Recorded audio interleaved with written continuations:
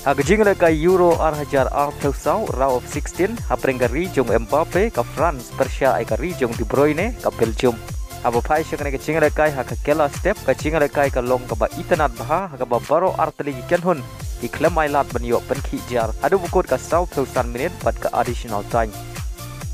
Aba pai par shaka kela min ka jing le kai ka ne kumju Henry Sniewbok naga beta ka Belgium bah ka minute ka ba pra ka France ka layo ban Thep ya ka gol ka banengkong ha ka jing le kai leng ba ka un gol jong ka Belgium ha ka ba defense u jong ka ulok maklawan Thep shala ka jong ka gol ba dei le ba ka un gol ki rangi le kai jong ka Belgium ki klem la shu ban siu ko liang adu bokot ka khandai per minute bat ka additional time ha ka ba ka France ka la khuri ka nam job ha ka jing le kai round 16 da shigol la not pari orung sha ka quarter final.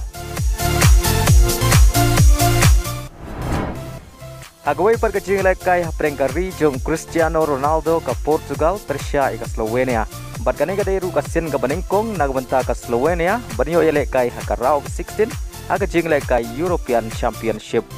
Aga kela step jong ka jing lekai ka long Maria khai aga babaro artli ken hon ki klemla penkhi jar. Wala ka Portugal ka kham klan ya ka Slovenia Henry ka klemla ban Thep gol hadu bukor ka kela step. Bat kumjuru aga kela mit kirang lekai bakensai jong ka Portugal iklem la aban penkhi jar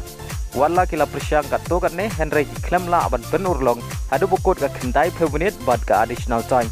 bala ha ban pen jalan ya ka jing lekai sakumba lai per minute badai ha ka minute ka ba shis pa san ka Portugal ka layo ya ka penalti Henry urang lekai bakensai jong ka Portugal Cristiano Ronaldo uklem la aban penrung ya ka ne ka penalti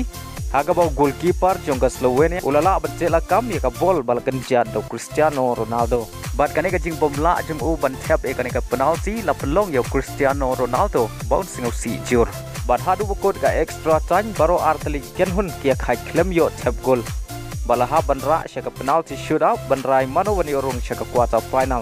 badai ha penalti shootout ka Portugal ka lala ban pelim sok ya ka Slovenia talai la not bari orung sha ka quarter final ha ka sen ka bahnyo